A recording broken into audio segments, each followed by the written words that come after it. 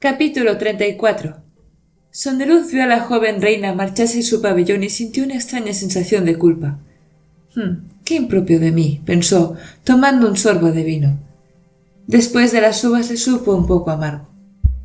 Tal vez la amargura se debía a otra cosa. Le había hablado a Ciri de la muerte del rey Dios con su habitual tono frívolo. En su opinión, a menudo era mejor que la gente oyera la verdad de manera brusca y, si era posible, divertida.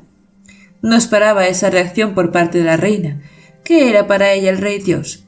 La habían enviado para que fuera su esposa, probablemente en contra de su voluntad. Sin embargo, parecía apenada por la perspectiva de la muerte del soberano. La observó mientras huía, evaluándola. Tan pequeña y tan joven, toda vestida de dorado y azul. ¿Joven? Pensó. Lleva viva más tiempo que yo.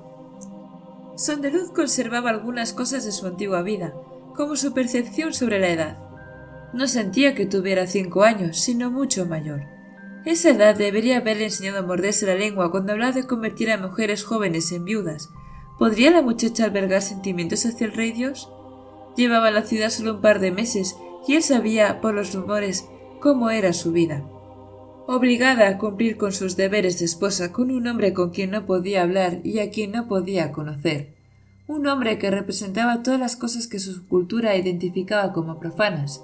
Lo único que Sondeluz podía suponer, entonces, era que le preocupaba lo que pudiera sucederle a ella si su marido se suicidaba. Una preocupación legítima. La reina perdería la mayor parte de su estatus si perdía a su marido. Sondeluz asintió para sí, y se volvió hacia los sacerdotes que seguían discutiendo. Habían acabado con el tema de los residuos y las patrullas de guardias y pasados a otros temas. Debemos prepararnos para la guerra, decía uno de ellos.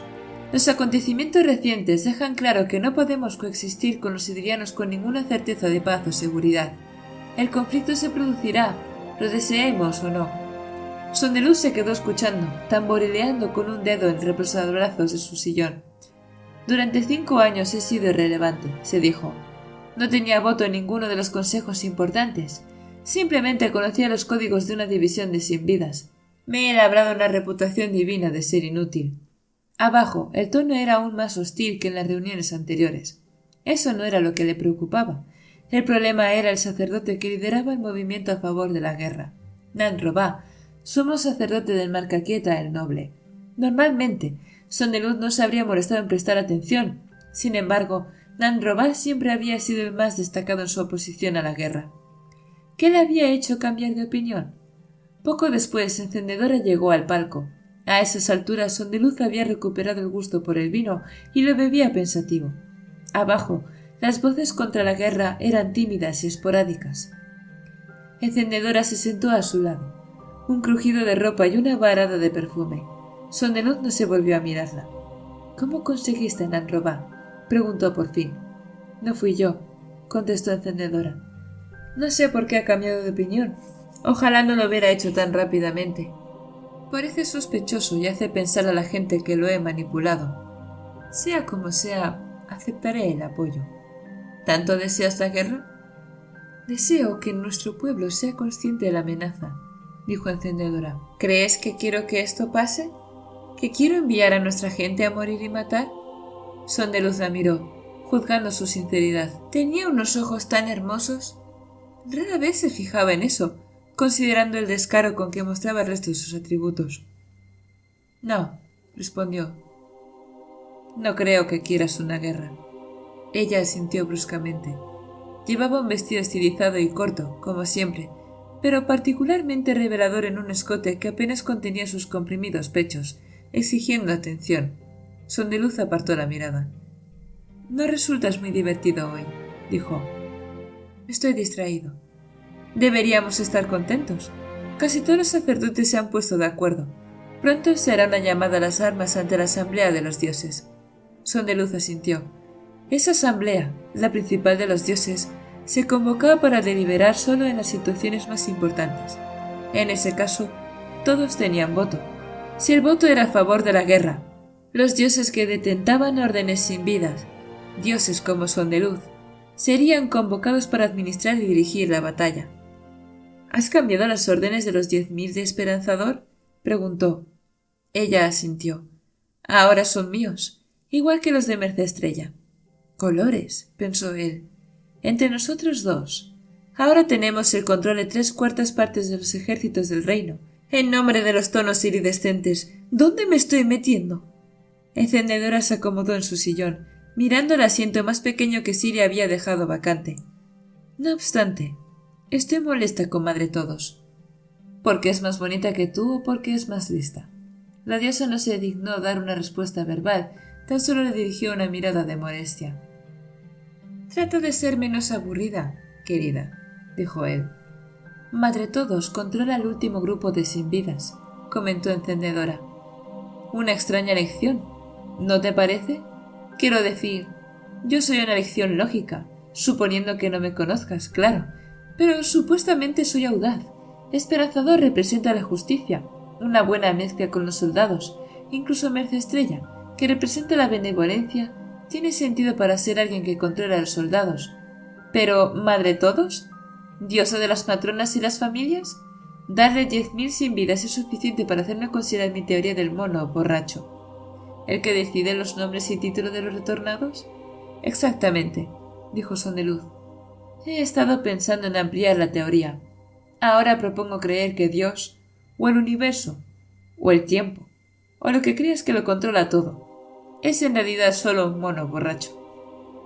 Ella se inclinó hacia adelante, apretando los brazos y amenazando con desbordar sus pechos por encima del escote.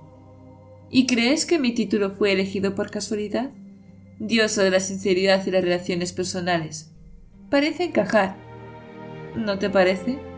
Él vaciló. Luego sonrió. Querida mía, ¿has intentado demostrar la existencia de Dios en tu escote? Ella sonrió. Te sorprendería lo que se puede conseguir con un buen meneo de tetas. Nunca había pensado en el poder teológico de tus pechos, querida. Si hubiera una iglesia devota a ellos, tal vez me convertirías en creyente. De todas formas, ¿vas a decirme qué ha hecho concretamente Madre Todos para molestarte? No quiere darme sus órdenes sin vida. No me sorprende. Yo apenas confío en ti. Y soy tu amigo. Necesitamos esas frases de seguridad, Sondeluz. ¿Por qué? Tenemos 3 de las 4. Ya dominamos los ejércitos. No podemos permitirnos luchas internas ni divisiones, repuso Encendedora. Si sus 10.000 se volvieran contra nuestros 30.000 ganaríamos, pero quedaríamos muy debilitados. Él frunció el ceño. Ella no haría eso. Es mejor asegurarse. Sondeluz suspiró. Muy bien, pues. Hablaré con ella. Puede que no sea buena idea. Él alzó una ceja. No le caes muy bien. Sí, lo sé, dijo Sondeluz. Tiene muy buen gusto. No como otra gente que conozco. Ella lo miró. ¿Tengo que menear otra vez mis tetas? No, por favor. No sé si podría soportar el subsiguiente debate teológico. Muy bien, pues, dijo ella sentándose de nuevo. Contempló a los sacerdotes que seguían discutiendo. Sí que tardan lo suyo en este debate, pensó él. Miró hacia el otro lado, donde Ciri se había detenido a contemplar el anfiteatro, los brazos apoyados en el murete de piedra, demasiado alto para que lo hiciera de manera cómoda. Tal vez lo que la molestó no fue pensar en la muerte de su marido. Tal vez fue que la discusión derivara hacia la guerra, pensó Sondeluz. Una guerra que el pueblo de Ciri no podía ganar. Ese era otro buen motivo por el que el conflicto se hacía inevitable. Como había dado a entender Oíd, cuando un bando tenía una ventaja imbatible, el resultado era la guerra. Alandren llevaba siglos acumulando su ejército de sin vidas, y su tamaño ya era sobrecogedor. Alandren cada vez tenía menos que perder con un ataque. Sondeluz tendría que haberse dado cuenta antes, en vez de asumir que todo aquello se vendría abajo cuando llegara la nueva reina. Encendedora rezongó a su lado, y Sondeluz se dio cuenta de que ella lo había visto estudiar a Ciri. Miraba a la reina con claro desdén. Sondeluz cambió de tema. ¿Sabes algo de un complejo de túneles bajo la corte de los dioses? Encendedora se volvió hacia él, encogiéndose de hombros. Claro, algunos palacios tienen túneles debajo, sitios para almacenamientos y similares. ¿Has estado en algunos de ellos? Por favor, ¿por qué iba yo a arrastrarme por un túnel de almacenamiento? Solo conozco su existencia por mi suma sacerdotisa. Cuando se unió a mi servicio, me preguntó si quería que el mío conectara con el complejo principal de túneles. Le dije que no. ¿No quieres que nadie tenga acceso a tu palacio? No, respondió ella, volviéndose hacia los sacerdotes de abajo, porque no quería soportar el estrépito de las obras. ¿Puedo tomar más vino, por favor? Ciri observó el debate durante largo rato. Se sentía un poco como había dicho Sondeluz. Como no tenía voz en los asuntos de la corte, era frustrante prestar atención.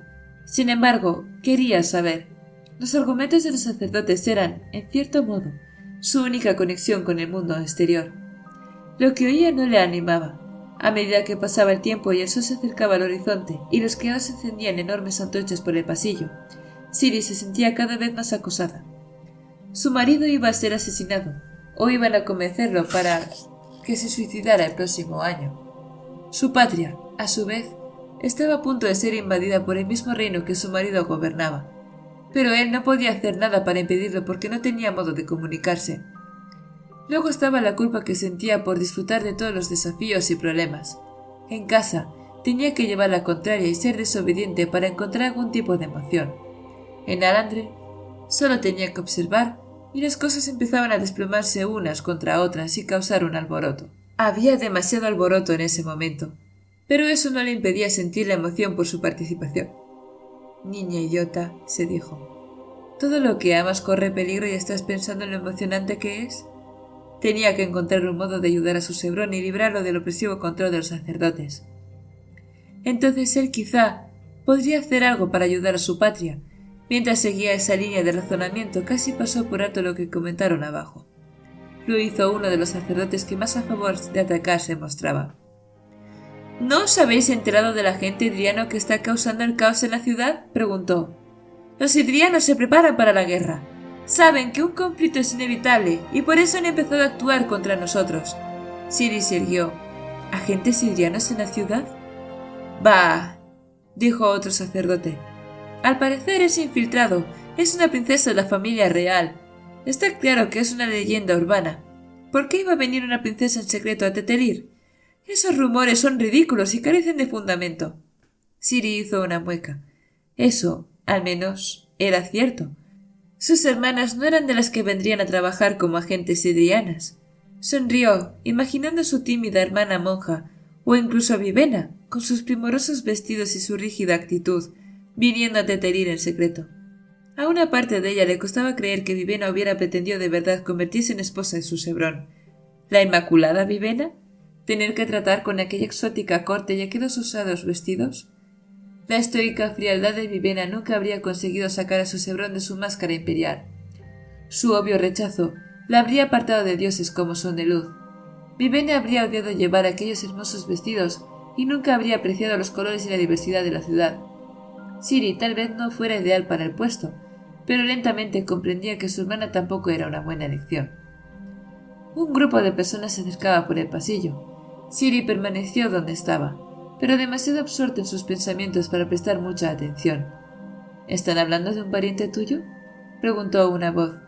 Ciri se sobresaltó y se dio media vuelta. Ante ella se encontraba una diosa de pelo oscuro que llevaba un suntuoso y revelador vestido de rojo y plata. Como la mayoría de los dioses, era una cabeza más alta que una persona mortal y miraba a Ciri con una ceja enarcada. ¿Divina Gracia?, respondió Ciri confusa. Están hablando de la famosa princesa camuflada, dijo la diosa agitando una mano. Si tiene de verdad los mechones reales, debe de ser pariente tuya. Ciri se volvió a mirar a los sacerdotes. Deben de estar equivocados. Yo soy la única princesa que hay aquí. Las historias que cuentan de ella son bastante persuasivas. Ciri no dijo nada. Mi Sondeluz te ha tomado aprecio, princesa, añadió la diosa, cruzándose de brazos. Has sido muy amable conmigo, contestó Ciri con cuidado, tratando de presentar la imagen adecuada, la de persona que era, pero menos amenazante, un poco más confusa. ¿Puedo preguntar qué diosa eres, Divina Gracia? Soy encendedora. Encantada de conocerte. No, no lo estás. La diosa se inclinó hacia adelante, entornando los ojos. No me gusta lo que pretendes aquí. ¿Perdón? Encendedora alzó un dedo. Es mejor hombre que ninguno de nosotros, princesa. No vayas a estropearlo y meterlo en tus planes. No sé qué quieres decir. No me engañas con tu falsa ingenuidad, dijo Encendedora. Sondeluz es buena persona, una de las últimas que quedan en esta corte. Si lo estropeas, te destruiré. ¿Entiendes? La reina asintió, aturrullada. Entonces Encendedora giró sobre los talones y marchó murmurando: «Busca la cama de otro para meterte en ella, pequeña zorra». Ciri la vio marchar aturdida. Cuando finalmente recuperó la compostura, se ruborizó furiosamente y luego se marchó de allí. Cuando llegó al palacio, Ciri se dispuso a tomar su baño. Entró en la cámara, dejando que sus criadas la desnudaran. Se retiraron con la ropa y luego salieron a preparar los vestidos de la noche. Eso dejó a la reina en manos de un grupo de sirvientas menores, cuyo trabajo era seguir a la enorme bañera y lavarla.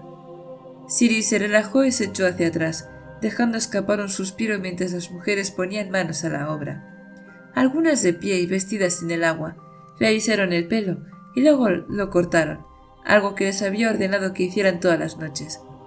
Durante unos momentos, Ciri flotó y se permitió olvidar las amenazas a su pueblo y a su esposo. Incluso se permitió olvidar a Encendedora y su brusca incomprensión. Tan solo disfrutó del calor y los aromas del agua perfumada.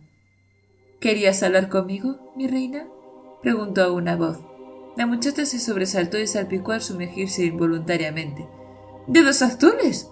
—exclamó. —Creí que habíamos dejado esto claro el primer día.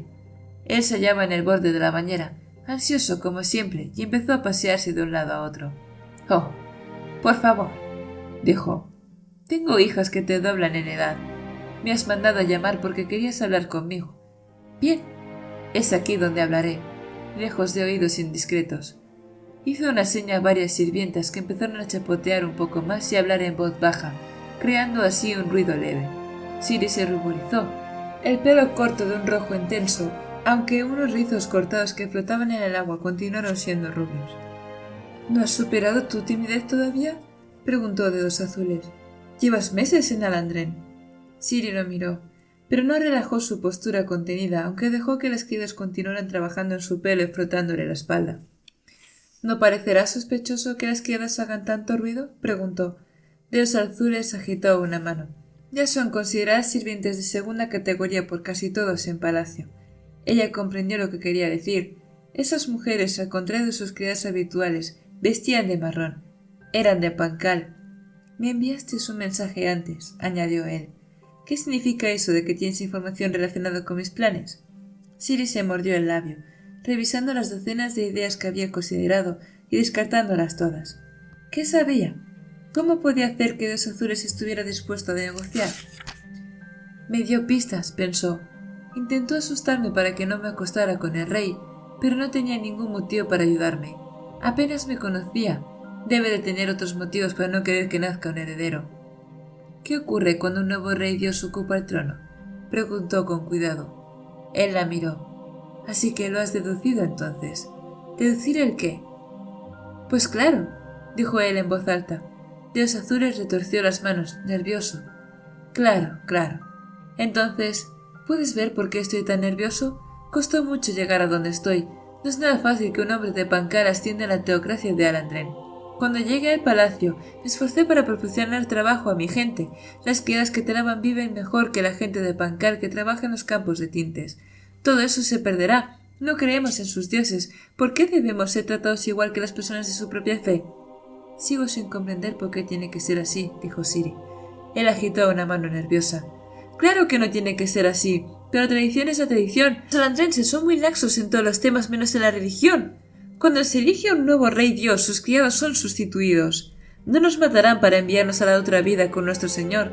Esa horrible costumbre está en desuso desde los días anteriores a la multiguerra. Pero nos despedirán. Un nuevo rey dios representa un nuevo comienzo. Dejó de caminar y la miró. Ella estaba todavía desnuda bajo el agua y se cubría torpemente lo mejor que podía. Pero supongo que la seguridad de mi trabajo es el menor de tus problemas, dijo Dedos Azules. La muchacha hizo una mueca. No me digas que te preocupa mi seguridad por encima de tu lugar en el palacio. Por supuesto que no, respondió él, arrodillándose junto a la bañera y hablando en voz baja. Pero la vida del rey Dios... Bueno, Eso me preocupa. ¿Y? No he podido decidirlo todavía. ¿Renuncian los reyes dioses a sus vidas voluntariamente cuando tienen un heredero o son obligados? No estoy seguro, admitió Dedos Azules. Mi gente cuenta historias sobre la muerte del último rey dios. Dicen que la plaga que curó... Bueno, ni siquiera estaba en la ciudad cuando tuvo lugar la curación. Mi sospecha es que de algún modo lo coaccionaron para que le entregara sus alientos a su hijo y eso lo mató. No lo sabe, pensó Ciri. No es consciente de que su Sebrón es mudo. ¿Con qué intimidad ha servido al rey dios? Él se encogió de hombros. Con la propia de cualquier sirviente que es considerado impío. No se me permite tocarlo ni hablarle, pero, princesa, le he servido durante toda la vida. No es mi dios, pero es algo mucho mejor. Creo que esos sacerdotes consideran a sus dioses como símbolos que ocupan un lugar. Aunque en realidad no les importa quién ocupe el puesto. Yo he servido a su majestad toda la vida. Me contrataron en palacio cuando era un muchacho y recuerdo la infancia de su Sebrón. No es mi dios, pero sí mi señor, y ahora esos sacerdotes planean matarlo. Volvió a pasearse, retorciendo las manos. Pero no se puede hacer nada. Sí se puede, dijo ella. Él agitó una mano. Te hice una advertencia y la ignoraste. Sé que has estado cumpliendo con tus deberes de esposa. Tal vez podamos encontrar algún modo de asegurarnos que ningún embarazo llegue a su fin. Ella se ruborizó. Yo nunca haría una cosa así. Austria lo prohíbe, incluso para salvar la vida del rey dios. Pero lo entiendo. ¿Qué es él para ti? Tu captor y carcelero. Sí, tal vez mis advertencias fueron inútiles. Sí me importa, Dedos Azules. Y creo que podemos detener esto antes de que llegue al punto de preocuparnos por un heredero. He estado hablando con el rey dios. Dedos Azules se detuvo y la miró a los ojos. ¿Qué has dicho? He estado hablando con él, confirmó Ciri. No es tan despiadado como cabría pensar. No creo que esto tenga que terminar con su muerte o con tu pueblo perdiendo su sitio en palacio. Dedos Azules le estudió, a tal punto que ella volvió a ruborizarse y se sumergió más en el agua. Veo que has encontrado una posición de poder, dijo. Al menos una posición que lo parece, pensó ella con tristeza. Si las cosas salen como quiero, me aseguraré de que atiendan a tu pueblo. Y mi parte del trato. Si las cosas no salen como quiero, dijo ella, tomando aire nerviosa. Quiero que nos saques a su Sebrón y a mí del palacio. Silencio. De acuerdo, dijo él, pero asegurémonos de no llegar a eso. ¿Es consciente el rey dios del peligro que suponen sus propios sacerdotes? Lo es, mintió Ciri. De hecho, lo sabía antes que yo. Es que me dijo que tenía que contactar contigo. ¿Eso hizo? Preguntó Dedos Azules, frunciendo ligeramente el ceño. Sí, me mantendré en contacto para que esto salga bien para todos, y hasta entonces agradecería que me dejaras continuar con mi baño. Él asintió lentamente y se retiró de la cámara. A Ciri, sin embargo, le costó lo suyo tranquilizar sus nervios. No estaba segura de haber manejado bien la situación. Parecía haber ganado algo. Ahora solo tenía que descubrir cómo utilizarlo. Capítulo 35. Vivena se despertó dolorida, cansada y aterrorizada. Trató de incorporarse, pero estaba maniatada. Solo consiguió rodar hasta una posición aún más incómoda. Se hallaba en una habitación oscura, amordazada, la cara apretada contra un suelo de madera. Todavía llevaba puesta la falda, un caro artículo extranjero de los que se quejaba Dent. Tenía las manos atadas a la espalda. Había alguien en la habitación, alguien con mucho aliento. Podía sentirlo. Se retorció hasta quedar de espaldas en una postura bastante incómoda. Atisbó una silueta recortada contra el cielo estrellado, de pie en un balcón a muy poca distancia. Era él. Se volvió hacia ella, la cara en sombras en aquella oscura habitación, y Vivena empezó a rebullirse de pánico. ¿Qué se proponía hacerle a ese hombre? En su mente destellaron un puñado de horribles posibilidades. El camino hacia ella, sus pies resonando en el suelo y haciendo temblar la madera. Se arrodilló, la cogió por los pelos y le hizo alzar la cabeza. «Aún no he decidido si matarte o no, princesa», dijo. «Si yo fuera tú, evitaría hacer nada que me moleste». Su voz era grave, profunda y tenía un acento que Vivena no pudo ubicar. Se quedó inmóvil, temblando, el pelo blanqueado. El hombre parecía estar estudiándola, el fulgor de las estrellas reflejando en sus ojos. Ella gimió, amordazada, mientras él encendía un farol y cerraba las puertas del balcón. De su cinto, el desconocido sacó un gran cuchillo de caza. Vivena sintió una punzada de temor, pero él simplemente se acercó y le cortó las ligaduras de las manos. Luego lanzó el cuchillo y el arma resonó al clavarse en la madera de la pared del fondo. Trajo algo de la cama, su gran espada de negra empuñadura.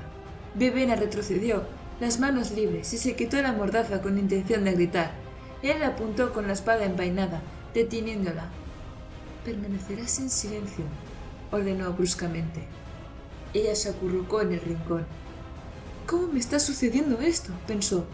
«¿Por qué no había regresado a Iris hacía tiempo?». Se había sentido profundamente inquieta cuando Dent mató a los rufianes del restaurante. Tendría que haber sabido entonces que estaba tratando con personas y situaciones muy peligrosas. Había sido una necia arrogante al pensar que podía desenvolverse a sus anchas en aquella ciudad monstruosa, abrumadora, terrible. Ella no era nada, apenas una campesina venida de fuera. ¿Por qué había decidido implicarse en la política y los planes de aquella gente? Basher dio un paso al frente, soltó el cierre de aquella negra espada y Vivena sintió náuseas. Un fino hilillo de humo negro empezó a brotar de la hoja.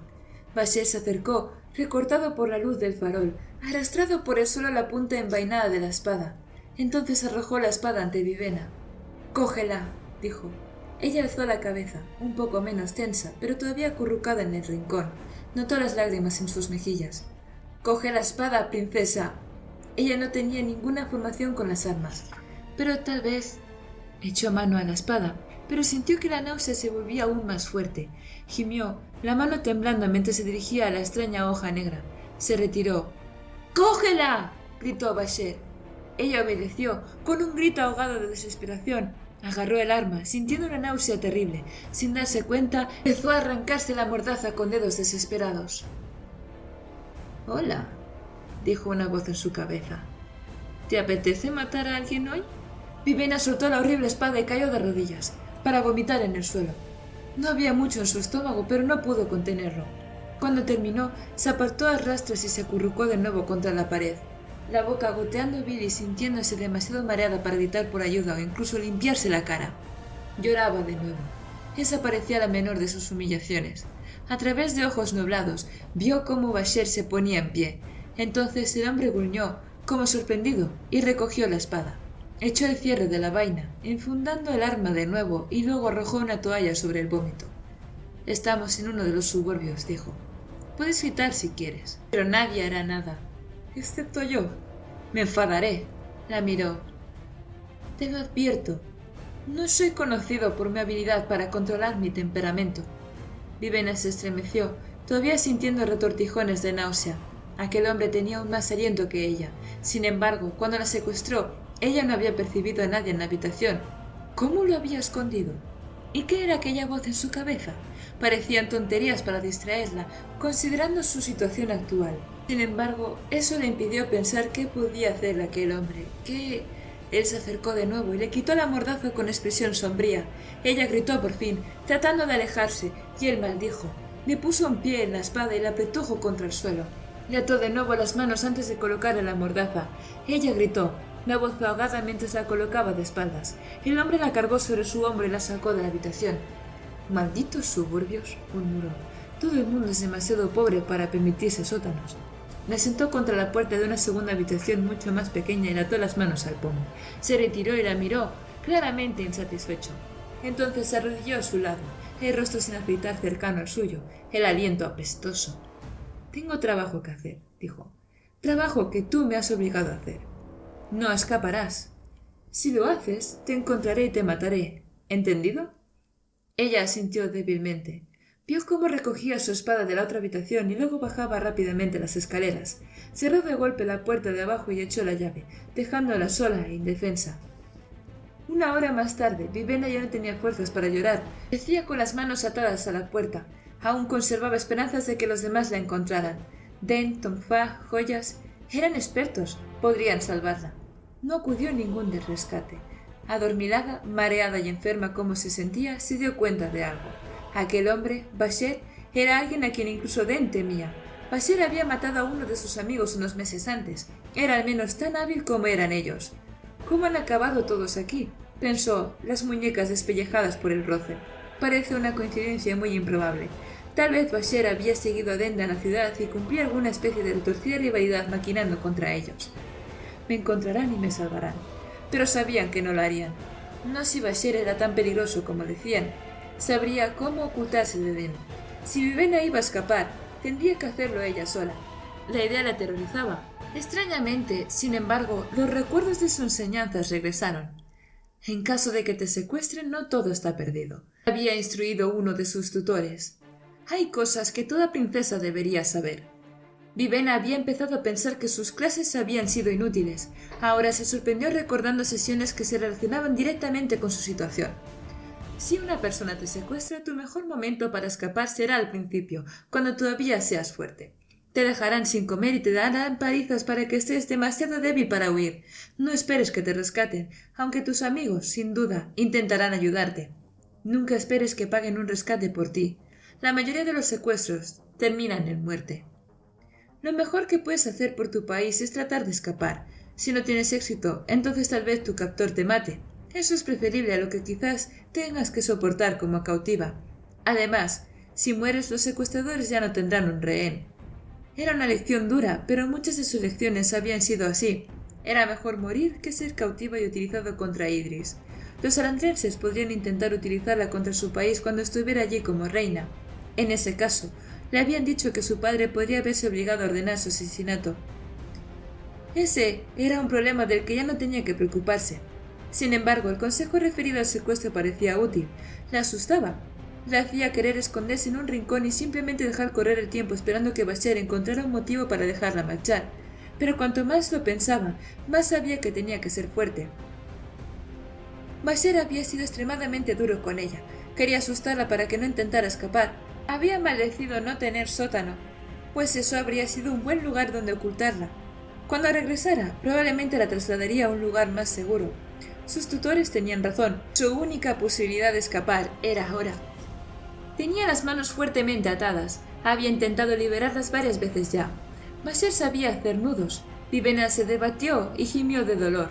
La sangre empezó a correrle por las muñecas, pero ni siquiera esa cualidad resbaladiza fue suficiente para liberarle las manos. Empezó a llorar de nuevo. No de temor, sino de dolor y frustración. No podía zafarse. Pero quizá podía hacer que las cuerdas se desataran solas. ¿Por qué no dejé que Dent me entrenara con el aliento?, se reprochó. Su tozuda rectitud le parecía ahora incluso más ridícula. Pues claro que era mejor utilizar el aliento que dejarse matar, o algo peor, a manos de Bashir. Creyó comprender a Lemex y su deseo de reunir suficiente biocroma para extender su vida. Trató de pronunciar algunas órdenes a través de la mordaza. Fue inútil. Incluso ella sabía que las órdenes tenían que ser pronunciadas con claridad. Empezó a menear la barbilla, empujando la mordaza con la lengua. No parecía tan tensa como las ligaduras de sus muñecas. Además, estaba mojada por las lágrimas y la saliva. Insistió, moviendo los labios y los dientes. Se sorprendió cuando, finalmente, la aflojó bajo la barbilla. Se lamió los labios, moviendo la mandíbula lastimada. ¿Y ahora qué?, pensó. Su aprensión aumentaba. Ahora sí que tenía que liberarse. Si Bashir regresaba y veía que había conseguido quitarse la mordaza, nunca le permitiría una oportunidad igual. Podía castigarla por desobedecerlo. «¡Cuerdas!», dijo. «¡Desataos!». No sucedió nada. Apretó los dientes, tratando de recordar las órdenes que le había enseñado Dent. «Sujetad y protegerme». Ninguna parecía útil en su situación. Desde luego no quería que las cuerdas le sujetaran las muñecas con más fuerza. No obstante, Dent había dicho algo más. Algo sobre imaginar lo que querías. Lo intentó, visualizando las cuerdas desatarse solas. «Desataos», repitió. Y una vez más, no sucedió nada. Echó atrás la cabeza, llena de frustración. El despertar parecía un arte impreciso, lo cual era extraño considerando el número de reglas y restricciones que parecía tener. O tal vez solo le parecía impreciso a ella porque era muy complicado. Cerró los ojos. «Tengo que conseguirlo», pensó. «Debo descubrir cómo funciona. Si no lo hago, me matarán». Abrió los ojos, concentrándose en sus ataduras. Las imaginó de nuevo desatándose, pero de algún modo algo le parecía mal. Era como una niña sentada y mirando una hoja. tratando de que se moviera solo concentrándose en ella. No era así como funcionaban sus sentidos recién hallados, eran parte de ella, así que en vez de concentrarse se relajó, dejando que su mente inconsciente hiciera el trabajo, un poco como hacía cuando cambiaba el color de su cabello. «Desataos», ordenó al cabo. El aliento fluyó de ella. Fue como si estallaran burbujas bajo el agua, exhalar una parte de sí misma y sentir que fluía hacia otra cosa. Esa otra cosa se convirtió en parte de ella, un miembro incorpóreo que solo podía controlar levemente. Era más bien una sensación de la cuerda que la capacidad para moverla.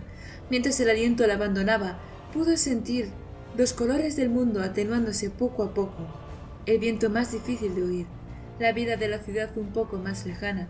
Las cuerdas alrededor de sus manos se sacudieron, quemándole las muñecas. Entonces las cuerdas se desliaron y cayeron al suelo. Sus brazos quedaron libres y ella se sentó, mirándose las muñecas, sorprendida. «Austre, señor de los colores. ¡Lo he logrado!», pensó. No sabía si sentirse impresionada o avergonzada. Fuera como fuese, sabía que tenía que huir. Se ató los tobillos y luego se puso en pie, advirtiendo que una sección de la puerta de madera había perdido el color alrededor de sus manos. Vaciló un instante, o cogió la cuerda y corrió escaleras abajo. Descorrió el cerrojo y se asomó a la calle. Estaba oscuro y pudo ver poco. Inspirando profundamente, salió a la noche. Caminó sin rumbo durante un rato, intentando distanciarse del cubil de Bashir. Sabía que debía buscar un sitio donde esconderse, pero tenía miedo. Llamaba la atención con su hermoso vestido, y quien la viera la recordaría. Su única esperanza real era salir de los suburbios y llegar a la ciudad propiamente dicha, donde podría encontrar el modo de reunirse con Dent y los demás. Llevaba la cuerda guardada en la faltriquera del vestido, oculta detrás del pliegue de tejido en el costado.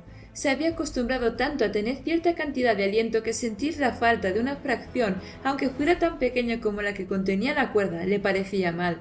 Los despertadores podían recuperar el aliento que invertían en los objetos, se lo habían dicho, pero no conocía las órdenes para hacerlo. Así que se llevó la cuerda, esperando que Dent pudiera ayudarla a recobrar su aliento. Mantuvo el paso vivo, la cabeza gacha, tratando de buscar una prenda abandonada en la que pudiera envolverse para ocultar el vestido. Por fortuna, parecía que era tarde, incluso para la mayoría de los rufianes. De vez en cuando veía figuras en sombras en las aceras y les costaba mantener la calma mientras pasaba junto a ellas. Si al menos fuera de día, pensó. Las primeras luces del alba ya asomaban, pero seguía lo bastante oscuro para que no supiera en qué dirección iba. Los suburbios eran tan retorcidos que le parecía caminar en círculos. Los edificios se alzaban a su alrededor, bloqueando el cielo. Esa zona había sido antaño mucho más rica. Las fachadas tenían grabados gastados y colores deslucidos. En una plaza había una vieja estatua roja de un hombre a caballo, quizá parte de una fuente o... Vivena se detuvo. Una estatua rota de un jinete. ¿Por qué eso le resultaba familiar? Las direcciones de Dent, recordó. Cuando le explicó a Parrim cómo llegar al escondrijo seguro desde el restaurante, recordaba aquella conversación semanas atrás. Le preocupaba que Parrim se perdiera. Por primera vez en horas experimentó una leve esperanza. Las direcciones eran sencillas. ¿Podría recordarlas?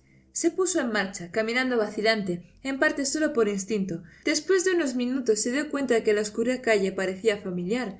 No había farolas en los suburbios, pero la luz del amanecer era suficiente. Se dio la vuelta y, en efecto, vio frente a ella el escondrijo entre dos edificios más grandes. «Bendito Austre», pensó con alivio. Cruzó rápidamente la calle y entró en el edificio. La habitación principal estaba vacía.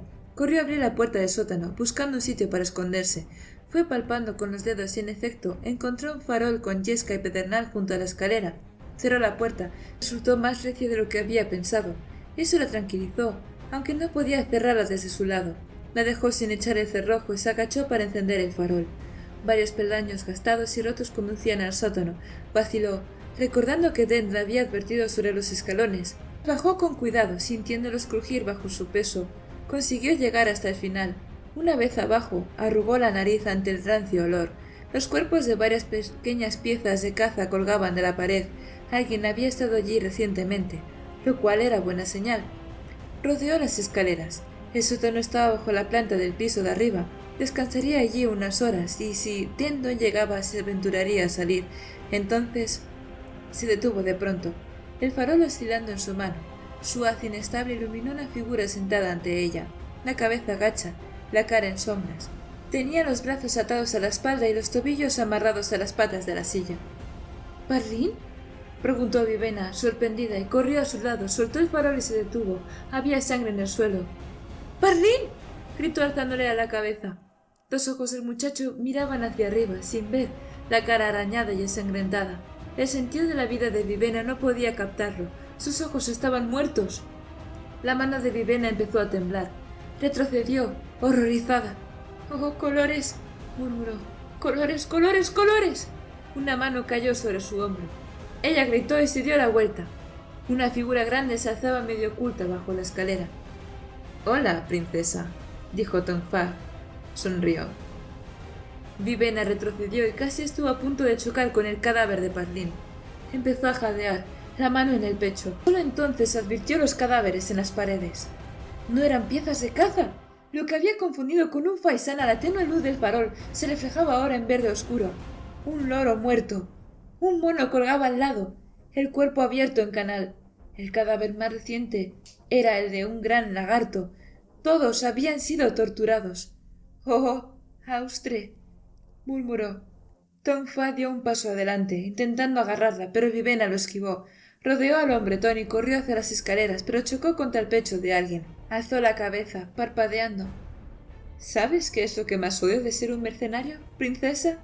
—preguntó Den tranquilamente, agarrándola por el brazo. No poder salir de los tópicos. Todo el mundo da por sentado que no pueden fiarse de ti. Y resulta que es verdad que no pueden. —Hacemos lo que nos pagan por hacer —dijo Tong Fa, colocándose tras ella. —No es exactamente el trabajo más deseable —comentó Den, sujetándola con fuerza—.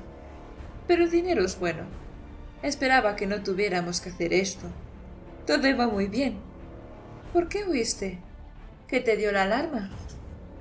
La empujó con cuidado, mientras Joyas y Claude bajaban las escaleras. Los peldaños crujieron bajo su peso. —Me habéis mentido todo el tiempo —susurró Vivena, las lágrimas en sus mejillas, el corazón palpitando mientras trataba de aceptar su nueva situación. —¿Por qué? —El secuestro es un trabajo duro —dijo él—. Terrible —añadió Tong Fa—. Es mejor si tu objetivo ni siquiera sabe que has sido secuestrado. Nunca me quitaban el ojo de encima —recordó ella—. Siempre cerca. Lemex no hizo lo que necesitábamos que hiciera —apuntó Den—. El veneno fue una muerte demasiado buena para él. Tendrías que haberte dado cuenta, princesa, con tanto aliento como tenía. No murió de ninguna enfermedad —comprendió ella. —¡Austre! Tenía la mente embotada. Miró a Parlin. —Está muerto. Parlin está muerto. Lo han matado. No lo mires —dijo Den, volviendo su cabeza para que no viera el cadáver. Eso fue un accidente. Escúchame, princesa. No te pasará nada. No te haremos daño. Solo dinos por qué escapaste. Parlin insistió en que no sabía dónde habías ido, aunque sabíamos que habló contigo en las escaleras justo antes de que desaparecieras.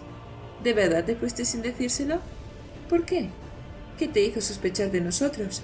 ¿Contactó contigo uno de los agentes de tu padre? Creí que los habíamos encontrado a todos. Ella negó con la cabeza, aturdida. Esto es importante, princesa, dijo Dent. Necesito saberlo. ¿Con quién contactaste? ¿Qué le dijiste de mí a los señores de los suburbios? Y empezó a apretarle el brazo con más fuerza. No querríamos tener que romper nada, dijo Tong Fa. Hidrianos, os rompéis demasiado fácilmente. Lo que antaño le habían parecido bromas jocosas le pareció ahora terrible y cruel. Tong Fa se alzaba a su derecha. Vivena recordó la manera en que Dent había matado a aquellos 2 guardias del restaurante y la manera en que habían destruido la casa de Lemex. Recordó su desdén hacia la muerte. Le ocultaban todo bajo un velo de humor. Ahora que Dent había traído otro farol, pudo ver un par de grandes sacos bajo las escaleras. Un pie asomaba de uno de ellos. La bota llevaba el blasón del ejército edriano en un lado. Su padre había enviado soldados a rescatarla. Dent los había encontrado antes de que la encontraran a ella. ¿A cuántos había matado? Cuerpos que no podían conservar mucho tiempo en ese sótano. Esos 2 cadáveres debían de ser relativamente nuevos y ahora los harían desaparecer en cualquier otro lugar. ¿Por qué? Volvió a preguntar atónita. Parecíais mis amigos. Lo somos, dijo Den. Me caes bien, princesa. Sonrió. Una sonrisa auténtica, no una mueca peligrosa como la de Tongfa. Si significa algo, lo siento de veras. Parlin no tenía que haber muerto. Eso fue un accidente. Pero bueno, un trabajo es un trabajo. Hacemos lo que nos pagan por hacer. Te lo he explicado varias veces. Estoy seguro de que lo recuerdas. Nunca creí, susurró ella. Nunca lo hacen, dijo Tongfa. Vivena parpadeó. Intenta escapar mientras todavía tienes fuerza, se ordenó. Había escapado una vez. ¿No era suficiente? ¿No se merecía algo de paz? ¡Rápido! Movió el brazo para tocar la capa de Tongfa. Agarra. Den reaccionó con rapidez. Tiró de ella, le cubrió la boca y le sujetó la otra mano con fuerza. Tongfa se quedó boquiabierto mientras el vestido de Vivena perdía el color, volviéndose gris y parte de su aliento pasaba a los dedos de Den y a la capa del propio Tongfa. Sin embargo, sin una orden, el aliento no podía hacer nada. Había sido desperdiciado, y Vivena sintió que todo a su alrededor se volvía menos vívido. Den le soltó la boca y golpeó a Tongfa en la cabeza. Dijo el grandullón frotándose la nuca. Presta atención, ordenó Dent. Entonces miró a Vivena, agarrándole el brazo con fuerza. Un hilo de sangre se escurría entre sus dedos por la muñeca herida de Vivena. Dent se detuvo al ver las muñecas ensangrentadas por primera vez. El oscuro sótano las había ocultado. Alzó la cabeza, la miró a los ojos. ¡Oh, demonios! Maldijo. No huiste de nosotros, ¿verdad? Preguntó Tongfa. Vivena no dijo nada. ¿Qué sucedió? Preguntó Dent. ¿Fue él? Ella no respondió. Dent hizo una mueca, retorció el brazo, haciéndola gritar.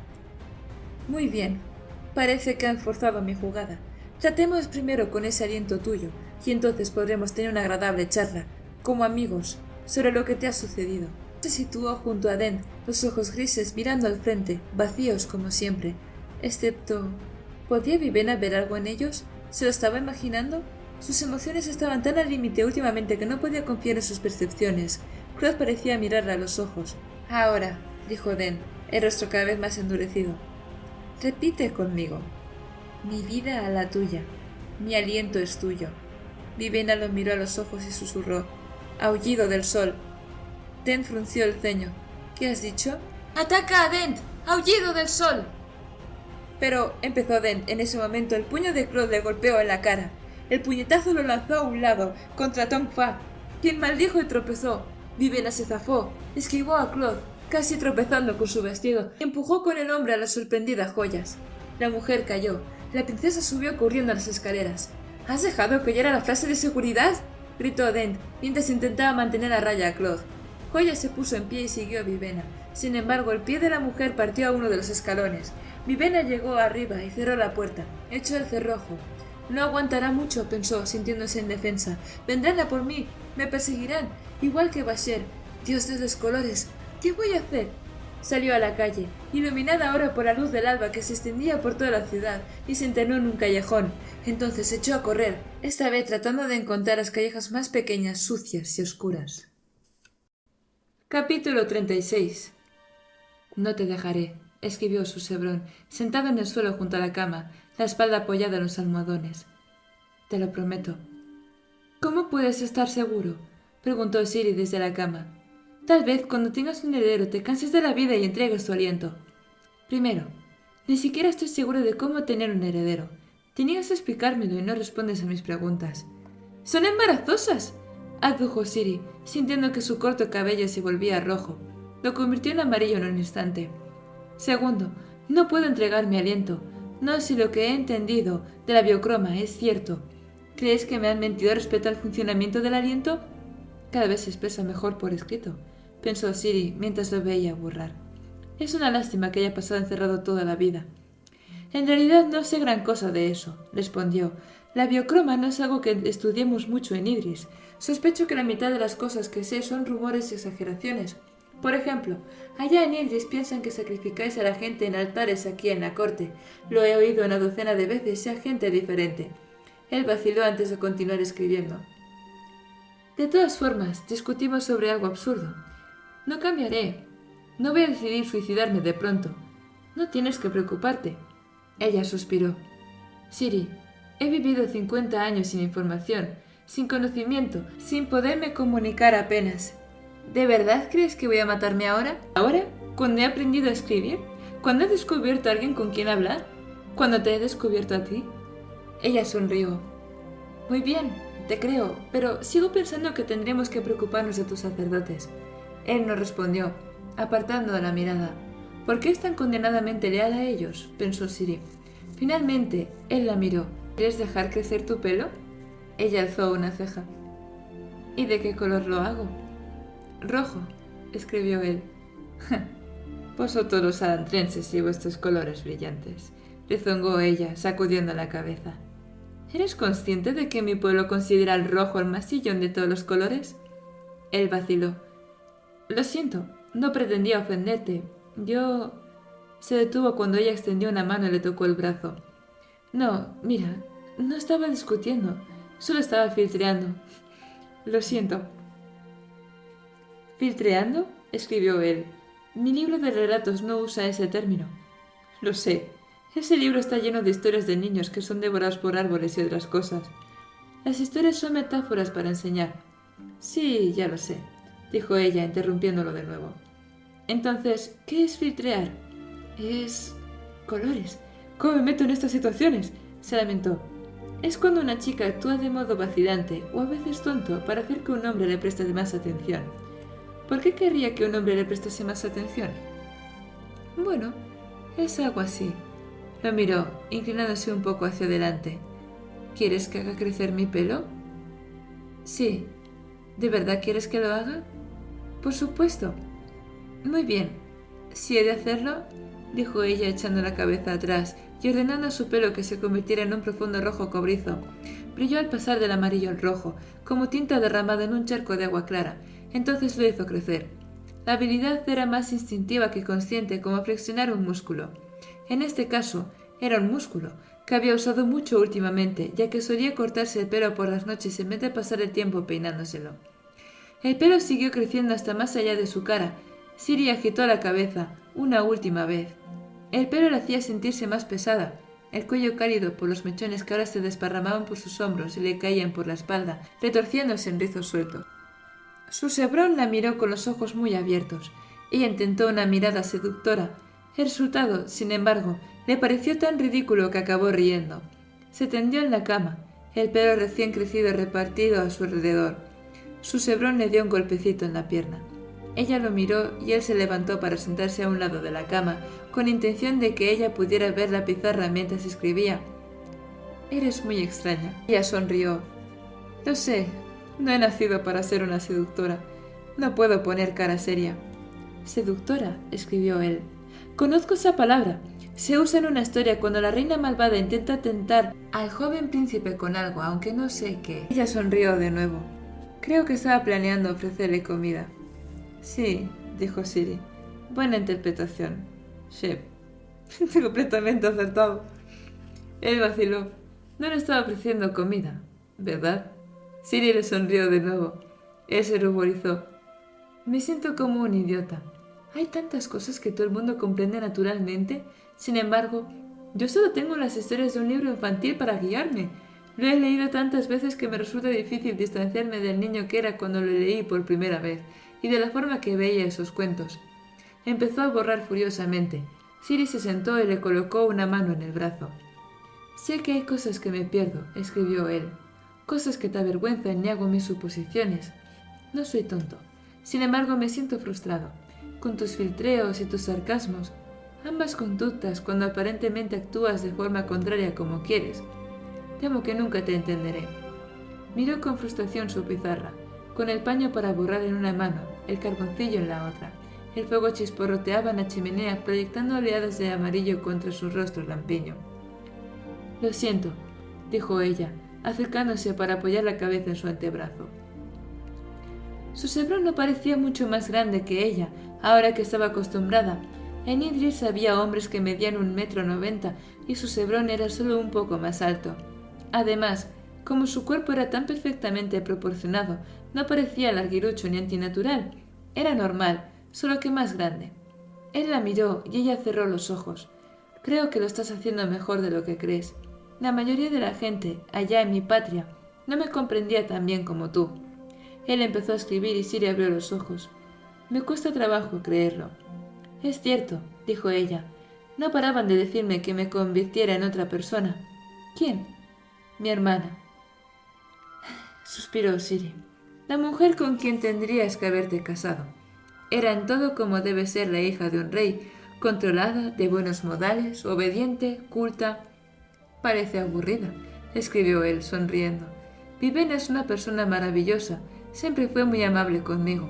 Es solo que, bueno, creo que incluso ella consideraba que tendría que haber sido más reservada. No comprendo eso. Eres maravillosa, tan llena de vida y entusiasmo. Los sacerdotes y criados de este palacio visten de colores, pero no hay ningún color en su interior, tan solo cumplen con sus funciones. Los ojos bajos, solemnes, tú tienes color por dentro, tanto que estalla y colorea todo lo que te rodea. Ella sonrió. Eso parece biocroma. Eres más sincera que la biocroma. Mi aliento hace las cosas más brillantes, pero no es mío. Me lo dieron. El tuyo te pertenece. Siri sintió que su pelo pasaba de rojo oscuro a un tono dorado y suspiró feliz, apretándose un poco más contra él. ¿Cómo haces eso? ¿Hacer qué? Cambiar tu pelo. Eso ha sido inconsciente. Se vuelve rubio si me siento feliz o contenta. ¿Eres feliz entonces? ¿Conmigo? Pues claro. Pero cuando hables de las montañas hay mucha nostalgia en tu voz. Las echo de menos, pero si me marchara de aquí, te echaría de menos a ti. A veces no se puede tener todo lo que se quiere, ya que los deseos se contradicen unos a otros. Permanecieron un rato en silencio y él apartó su pizarra. La rodeó vacilante con un brazo y se recostó para apoyarse en la cabecera de la cama. Un tono de rubor asomó en el pelo de Siri, al darse cuenta de que estaban sentados en el lecho y que se apretujaba contra él vestida solo con ropa interior. Pero bueno, estamos casados después de todo, pensó. Lo único que arruinó el momento fueron los ocasionales gruñidos de su estómago. Después de unos minutos, su cebrón cogió la pizarra. ¿Tienes hambre? No, mi estómago es anarquista. Le gusta gruñir cuando está lleno. Él vaciló. ¿Sarcasmo? Un pobre intento. No pasa nada. Sobreviviré. ¿No comiste antes de venir a mis aposentos? Lo hice, pero hacer crecer tanto pelo es agotador. Siempre me deja con hambre. ¿Te deja con hambre cada noche? Preguntó él, escribiendo rápidamente. ¿Y no dices nada? Ella se encogió de hombros. Te traeré comida. No, no podemos permitirnos quedar al descubierto. ¿Al descubierto? Soy el rey Dios. ¿Cómo cuando lo deseo? Varias veces he pedido comida por la noche. Esto no será extraño. Se levantó y caminó hacia la puerta. ¡Espera! Él se volvió a mirarla. No puedes ir así a la puerta, Susebrón, susurró ella, por si había alguien escuchando. Estás completamente vestido. Él se miró y frunció el ceño. Hay menos que tus ropas parezcan un poco desordenadas, aconsejó ella. Susebrón se desabrochó los botones del cuello y se quitó el batín negro, revelando un camisón. Como todo lo blanco a su alrededor, desprendía un halo de colores de arco iris. Se alborotó el pelo oscuro y se volvió hacia ella, interrogándola con los ojos. Bastante bien, aprobó Siri, y se subió a las sábanas hasta el cuello para cubrirse. Observó cómo Susebrón llamaba a la puerta con los nudillos. Se abrió de inmediato.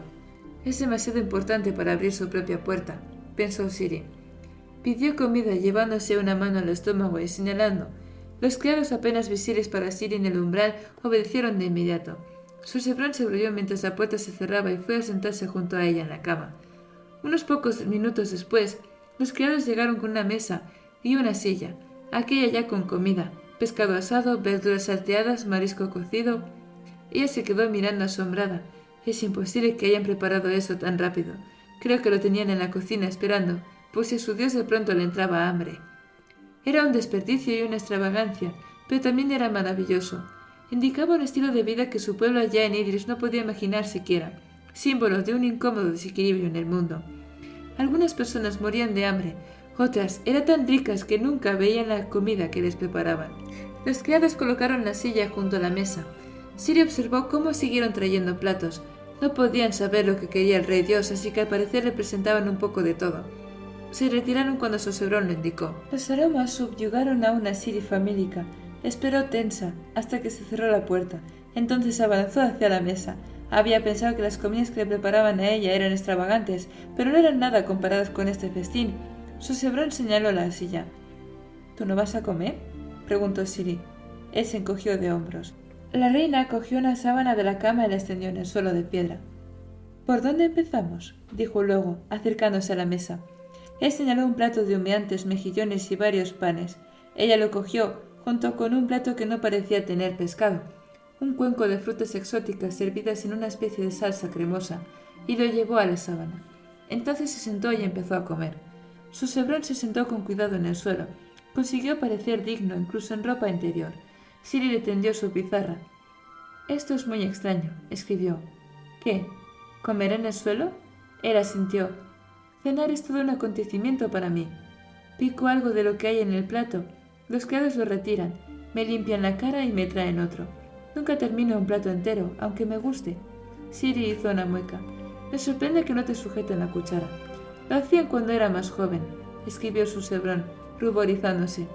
«Al final conseguí que me permitieran hacerlo solo. Es difícil cuando no puedes hablar con nadie». «Ya», dijo Siri, entre bocado y bocado. Miró a su Sebrón, que comía bocaditos pequeños y discretos. Sintió un poco de vergüenza por lo rápido que estaba comiendo, pero entonces decidió que no le importaba. Apartó el plato de fruta y cogió varios dulces de la mesa.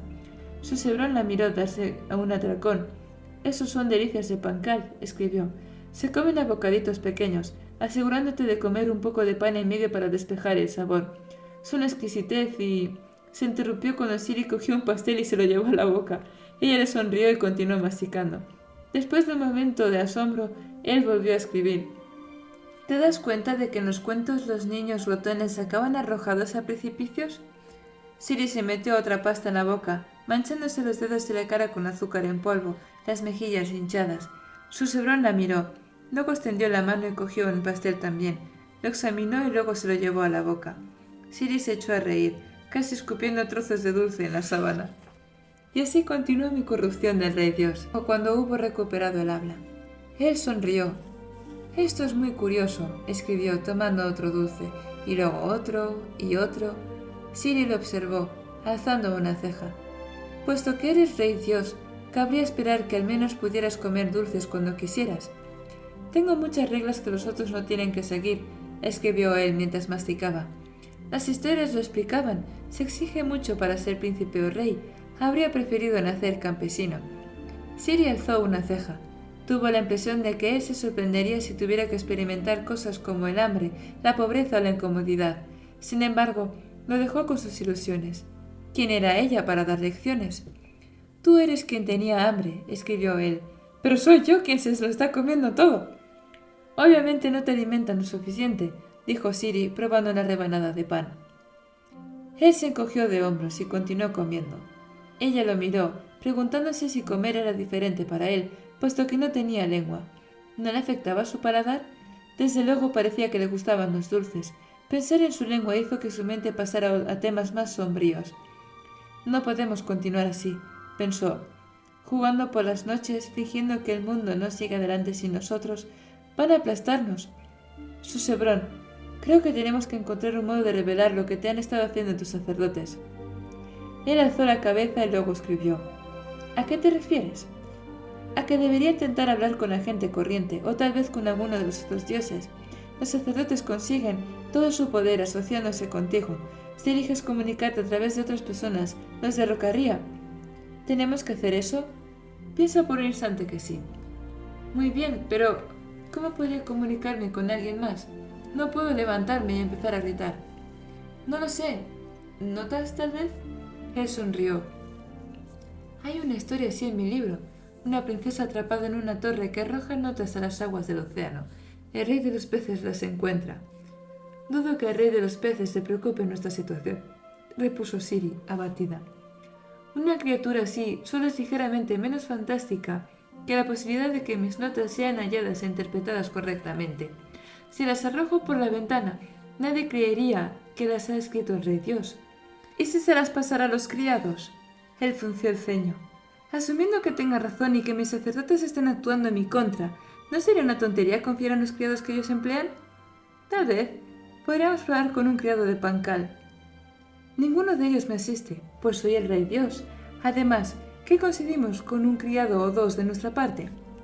¿Cómo desenmascararía eso a los sacerdotes? Nadie creería a un criado de Pancar que contradijera a los sacerdotes. Ella sacudió la cabeza. Supongo que podrías intentar hacer una escena, escapar o causar una distracción. Cuando estoy fuera del palacio, me asiste una tropa de cientos de personas, despertadores, soldados, guardias, sacerdotes y guerreros en vida. ¿De verdad crees que haría una escena sin que me quitaran de en medio antes de poder comunicarme con alguien? No, pero tenemos que hacer algo. Tiene que haber una salida. No veo ninguna. Tenemos que trabajar con los sacerdotes, no contra ellos. Quizá ellos sepan más sobre por qué mueren los reyes dioses. Podrían contárnoslo. Yo puedo hablar con ellos usando la escritura de los artesanos. No, todavía no. Déjame pensar primero. Muy bien, escribió él, y probó otro dulce. Susebrón, ¿y qué tal si escapas conmigo? ¿Iríamos a Idris? Él frunció el ceño. Tal vez, escribió por fin, aunque me suena muy radical. ¿Y si pudiera demostrar que los sacerdotes intentan matarte? ¿Y si encontrara una salida? Alguien que nos sacara del palacio y de la ciudad. Aquello obviamente inquietaba a Susebrón. Si es el único modo, entonces iré contigo, pero no creo que lleguemos a ese extremo. Espero que tengas razón, dijo ella, pero si no la tienes, pensó, entonces escaparemos. Correremos el riesgo con mi familia, haya guerra o no haya guerra. Y hasta aquí, gente, los capítulos de hoy. Espero que os hayan sido interesantes, que os hayan transmitido mucho hype, que os haya gustado el salseo. Y espero que esta semana pueda subir los siguientes capítulos. Y si no, ya sabéis que sí o sí, la semana que viene. Intentaré subirlos cuanto antes. Y no sé, en fin. Me voy ya. Dejadme en los comentarios qué os están pareciendo, porfis. Un comentario siempre está nice, está Gucci. Dejadme un like, porfis, si os están gustando estos vídeos. Si aún no me seguís, porfis, síganme. Seguiré subiendo estos vídeos para su gusto y su disfrute. No sé, no sé qué decir. Nada, nos vemos. Chaito. Que tengáis una buena semana. Adiós, adiós, adiós.